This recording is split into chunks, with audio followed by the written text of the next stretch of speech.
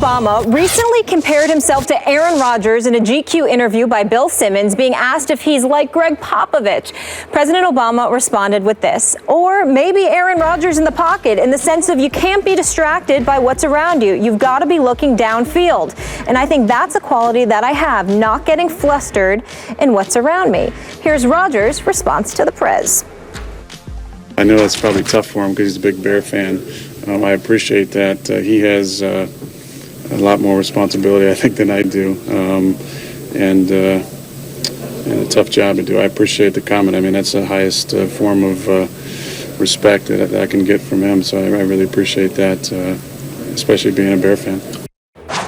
Important to note that Obama made these comments before the Packers' 3-game losing streak. Stephen A., do you like this comparison? Well, I don't mind the comparison at all because, no drama Obama, our great president, obviously is a fan of the bad man that is Aaron Rodgers. So it does not bother me at all. It seems apropos. I appreciate the leader of the free world, our commander-in-chief, associated himself with this level of greatness, this level of unparalleled talent as far as I'm concerned.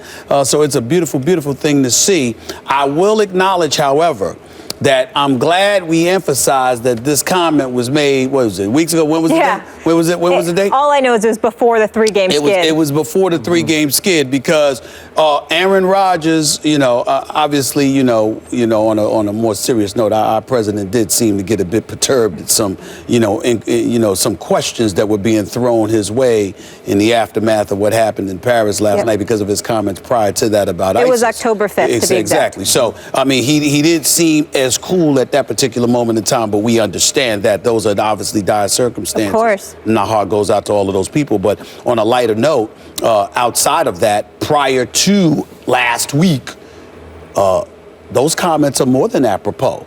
And if I'm President Obama and I want to compare myself to a particular athlete because of his ability to be cool and relax and what have you, I would have to say I can't knock Aaron Rodgers, but I will confess to you, Tom Brady would have been just as good of a comparison.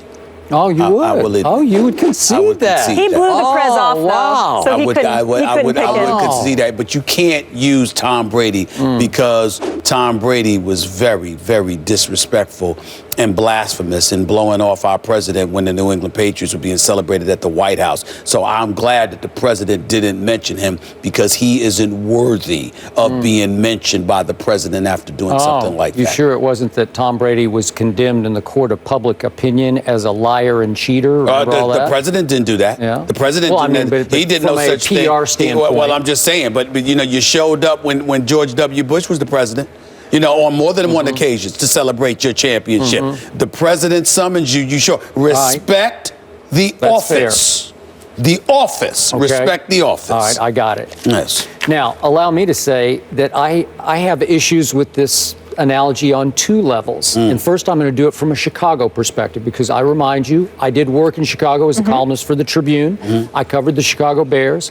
My brother owns and operates Obama's favorite restaurant in Chicago. Okay. So Obama's a Chicago guy. Is that fair to say? He's a Chicago guy. You're not going to tell me you should have mentioned Cutler, are you? You're not going to say that? Oh, okay. I'm almost scared. How can a supposed Bears fan place a Packer on such a presidential pedestal? It's crossing the line. You just can't do it. You're going to disqualify yourself, President, as a Bears fan. They're going to take this the wrong way, man. You just can't do it. You cannot go there. Do you understand the depth of the rivalry between Chicago and Green Bay? I understand. It's historical. I understand what it used to be before Cutler arrived. Well, it still is. Trust me. Okay. The Bears fans take it very seriously, more seriously than any other rivalry in Chicago is Green Bay, Chicago. Bears, Packers. So I was shocked that he would go there, and Aaron acknowledged it. He said, gee, as a Bears fan, I'm honored by this, that even as a Bears fan, you would include me in this. That's a blunder on his part, on Obama's part, if you're a Bears fan. How can you do that to the Bears? You want me to tell you how you could do it? Because Ditka set the stage, Mike Ditka, with his commercials. where he's wearing the Green Bay jersey and the Green Bay bobblehead on but top of it. I'm just saying, Jerry Rice is wearing a Cowboys jersey. I know. What is that about? That was hard for me to stomach but that you're one. doing the commercial, you're having fun, you're getting compensated for it, because I can assure you Mike Ditka didn't do it for free, okay? So in light of all of those realities, if Ditka can go away conventional wisdom and tradition, how come our president can't do so? I would say that he has the right to do so if Mike Ditka did it. I don't think so. I think so. Okay, now let's go to the other level. Yep. Okay. Let's talk about football here.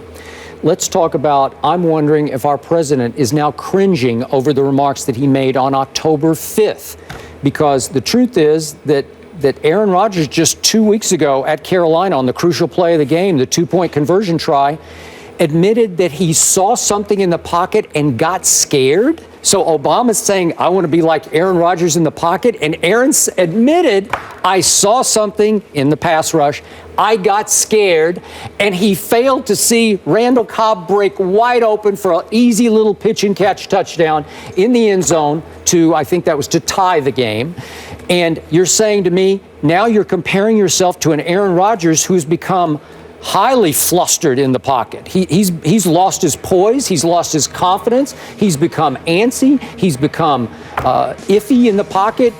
I don't even recognize the guy anymore. So he's everything that Obama would not want to compare himself to, because Obama is none of the above.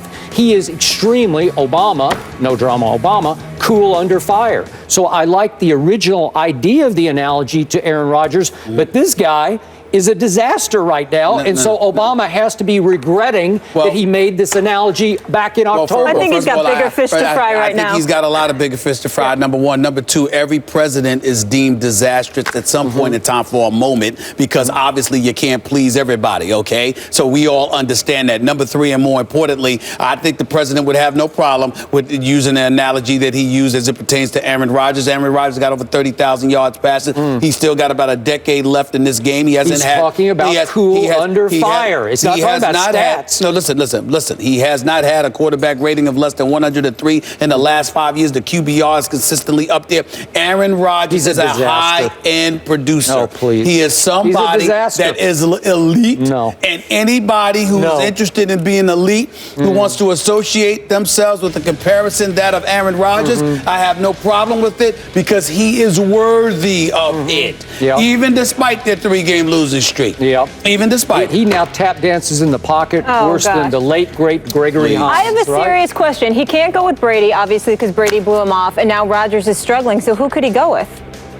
Who is there? Peyton Manning's banged up. There's no one else. Tyrod Taylor or Cam Newton?